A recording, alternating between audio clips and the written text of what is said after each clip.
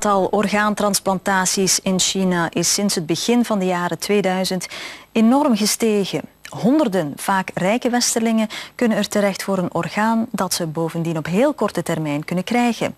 En dat terwijl er in andere landen jarenlange wachtlijsten zijn. Mensenrechtenorganisaties zijn erachter gekomen dat Chinese ziekenhuizen met medeweten van de overheid onschuldige burgers doden voor hun organen. En ze viseren daarbij Falun Gongs, aanhangers van een spirituele beweging die niet in de pas van het communisme lopen. We talked to Falun Gong practitioners who got out of jail and then got out of China and would say that they were blood tested, organ examined systematically, periodically, and other prisoners were not. And it wasn't for their health because they were being tortured to recant their beliefs. But it's necessary for organ transplants to know blood types and obviously the health of the source of the organs. 几个男警察开始动武，生拉硬拽，强迫我去体检。一个40多岁的男医生，他说要给我抽血。我说我很健康，不需要体检。他恶狠狠地说：“你不抽，我就用大粗针管跟你使劲抽。”后来警察把我抬进另一个房间，用力压在一个病床上，强迫查内脏，做了胸透和 B 超。When I talked to Falun Gong practitioners who were detained for 2 years and who underwent 10 times a blood test, from a medical point of view, if the patient doesn't have any health problems and doesn't ask for medical exams, then the repetition of 10 blood tests within 2 years doesn't make sense. However, if there are candidates who are looking for a kidney, for example, or other organs, then it makes sense that the patient was repeatedly blood tested.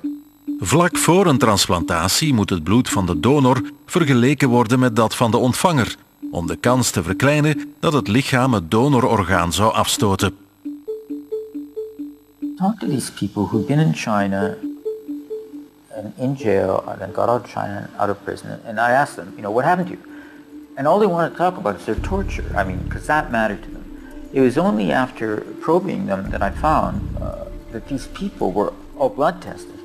They didn't spontaneously want to talk about it because it didn't hurt them, they didn't understand it.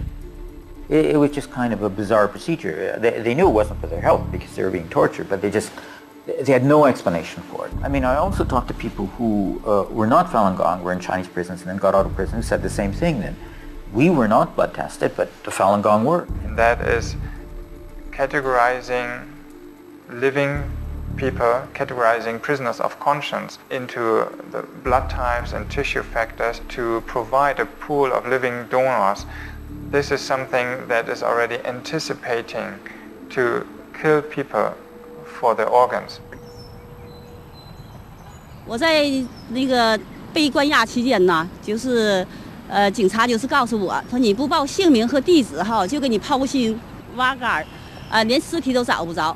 家人呢修炼法轮功，完了因为不放弃啊，6口人呢现在已经迫害死3口人，有的呢连尸体都找不着。问过一个监狱的医生，因为这个监狱的医生呢非常同情我们法轮功，特别同情我，因为我们是老乡。然后的话呢，他曾经悄悄地跟我讲，他说不要跟共产党对着干，不要反抗他们，不然的话到时候呢，你怎么死你都不知道，到时候你的心肝脾肺不知道怎么去哪里了，你也不知道。Dr. Ko Wen-je, chairman of the Department of Traumatology at National Taiwan University. In 2004, he had a lot of patients, Taiwanese patients, who were in his clinic, who needed kidneys, a few livers. So he went over to China to negotiate. And he went to a major hospital there and met with the surgeons. The next day, they called him in and said, Dr. Ko, we want to assure you that all these organs your patients will receive will be Falun Gong. These are the best. These people are young. They are healthy. They do not drink. They do not smoke. They practice very healthy Qigong. It has been through many different investigations that we now come to believe that it's prisoners of conscience, including Falun Gong practitioners, Tibetans, Uyghurs, house Christians, who are being killed for their organs. And many of us now believe that the practitioners of Falun Gong may be one of the worst victims, because they believed by many to be the largest population of prisoners of conscience in China today. Also, if you look at the timeline of the onset of China's boom in transplantations and the onset of the persecution of Falun Gong, it almost runs in complete parallel, with both of them starting in 1999.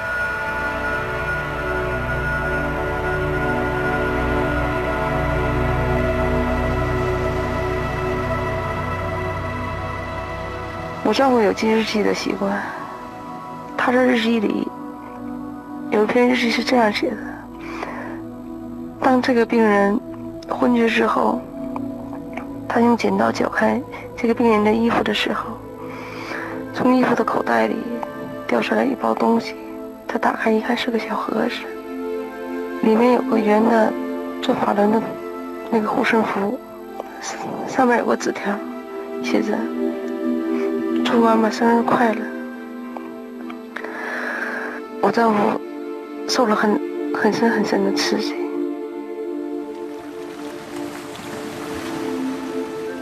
As my name suggests, I'm one of minority in China. I come from northwest China, the city called Urumqi, and I used to work as a cancer surgeon in that Railway's Central Hospital in Urumqi. In 1995 vraagt de hoofdchirurg hem om in de gevangenis een operatie uit te voeren en organen uit het lichaam te halen van een ter dood veroordeelde. Then we heard that gunshot.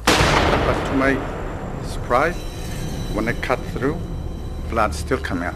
That is to say, blood still running. That means this person is still alive. And the gunshot wound is to the right, not to the left. So that is to say, to make sure this person is not dead, I cut through and to the both sides,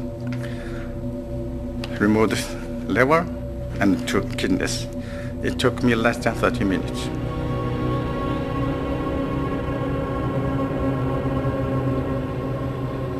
Person sentenced to death and a Falun Gong practitioner physically are the same specimen. So, and what's more, they're detained in the same facility. And for the prison guards, the Falun Gong are not human beings. I mean, they're totally depersonalized. I mean, they view them probably even worse than the prisoners sentenced to death. Wouldn't anyone think that if they're getting demonized constantly on the media, the state, the party media, since '99? Wouldn't anyone think that way?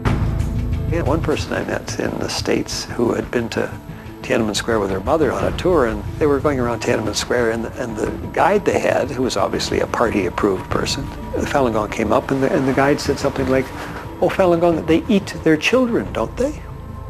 So this is the level of demonization that goes on, and I should probably add that kind of demonization went on in Nazi Germany against the Jewish community.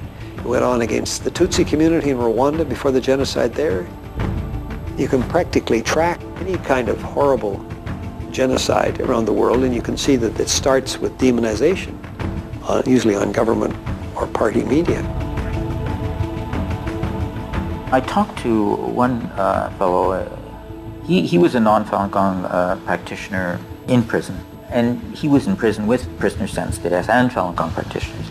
And both of them were being killed for organs, and he could see it, and he talks about seeing it, and he knows who was who, and the process was the same. I mean, people would come in white coats, and they'd do the blood tests, and then they'd put potassium, which would immobilize the prisoner, and then there'd be these white vans, and the organs would be sourced within the white vans, and then taken to the local hospital. 但是如果他没有上全身麻醉，就是活摘，因为等于这个病患在被摘器官的过程是承受极大痛苦才摘走器官的。2009年底的一天，我们得到了从中国大陆锦州市的一个武警向我们举报，他在2002年4月9日的一天，担任了一个对一个30岁左右的女法轮功学员活体摘取器官现场持枪警卫的这么一个任务。手术刀在胸脯，一刀下去，血是喷溅出来的，血是喷溅出来的。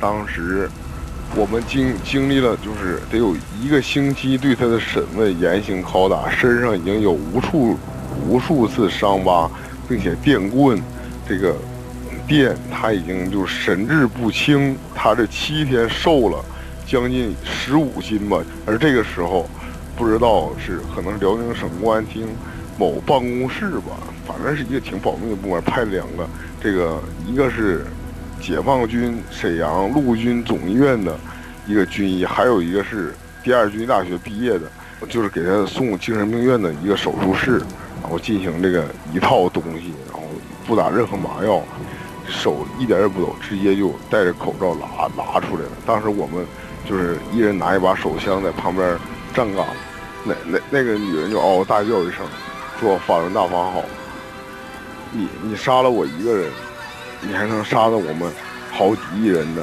为了自己真正的信仰被你们迫害的人吗？然后这个时候那个医生军医犹豫了一下，然后看了我一眼，又看了我们的领导一眼，然后领导点了一个头，他还继续的，先摘的是心脏，然后再摘的是肾，就当心脏的血管剪到一下，他就进行一阵抽搐，然后那个非常可怕的，就是我给你学下声音呢，撕裂那样式，然后就一直这个张着大嘴，睁着2个眼睛，张着大嘴，哎呀，我不想再讲下去了。在这个事情发生以后，对他的心灵有很大的震动，他受到了很大的创伤，他久久不能平静。在这之前呢，他受过的羞辱更大呀。我们的民警就是有不少啊，就是比较变态那种的，给他进行什么这个用钳子、用窥视器，都是不知道哪来的仪器，反正我都亲眼所见。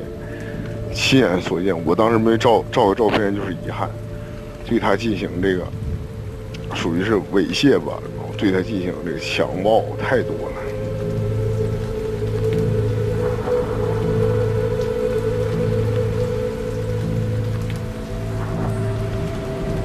我的家人告诉我说，他说你不知道我有多么痛苦，因为这些反动物血是活的，若从死人身体上摘出器官，这还好说，可这群人都真的还是活的。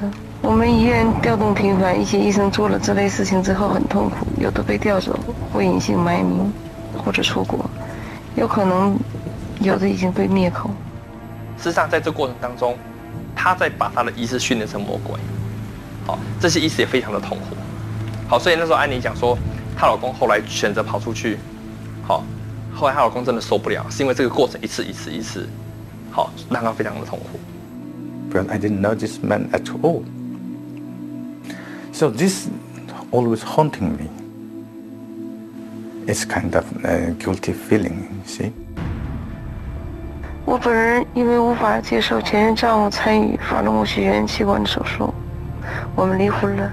我本人精神上也受到了很严重的刺激和伤害。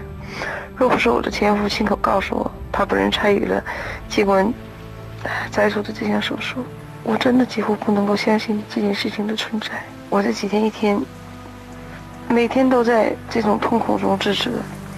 我想，如果我要找一些劝说我的家人，找一些让他们站出来，也许会很多人存活在这个世界上。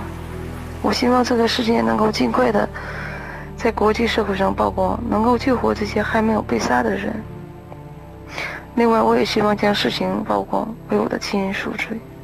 In short, the evidence is simply massive and overwhelming that this is happening and is continuing to happen. So we think the argument is over. Our conclusion was that Falun Gong were being killed for their organs, not just in Sujiatan, but throughout China, not just for corneas, which Annie's husband was sourcing, but for all organs, and not just between 2003 and 2005 when Annie's husband was working, but from 2001 to the date of our report.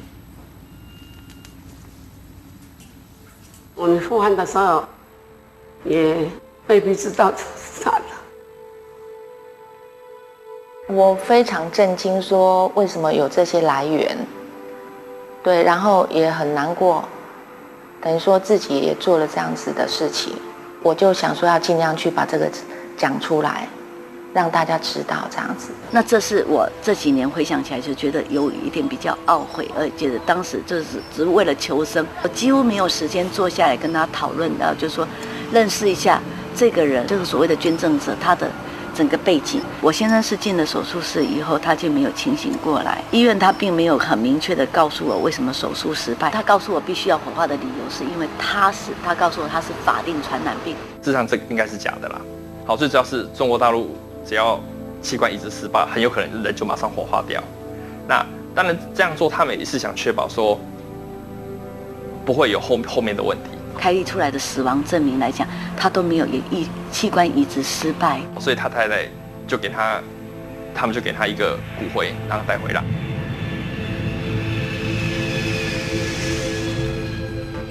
Ja, China ontkent officieel dat ze Falun Gongs vermoorden voor hun organen. Sinds 2010 hebben ze trouwens een officieel transplantatieprogramma. Maar dat is allesbehalve transparant en het aantal operaties die in het land worden uitgevoerd ligt nogal